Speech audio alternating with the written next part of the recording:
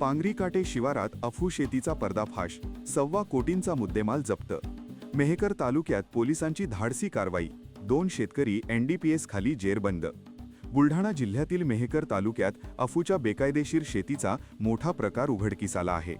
पांगरी शिवारात 2 शेतकऱ्यांनी चक्क अफूची लागवड केल्याचे समोर आले असून पोलिसांनी धाड टाकत 1.25 कोटींहून अधिक किमतीची झाडे जप्त केली आहेत.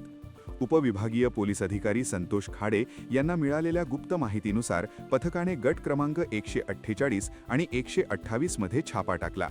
या कारवाईत भागवत सदाशिव काटे यांच्याकडून 10 किलो 660 ग्रॅम वजनाची, तर विशाल रमेश काटे यांच्याकडून 57 किलो 320 ग्रॅम वजनाची अफूची झाडे, बोंडे, फुले व पाने जप्त करण्यात आली. एकूण मुद्देमालाची किंमत अंदाजे 1,32,00,000 रुपयांपेक्षा अधिक आहे. ही कारवाई पोलीस अधीक्षक निलेश तांबे आणि अप्पर पोलीस अधीक्षक अमोल गायकवाड यांच्या मार्गदर्शनाखाली करण्यात आली. साखरखेर्डा पोलीस ठाण्यात NDPS कायद्यान्वये गुन्हा दाखल करण्यात आला आहे. अवैध अंमली पदार्थांविरोधात पोलिसांची ही कारवाई निर्णायक मानली जात असून परिसरात एकच खळबळ उडाली आहे.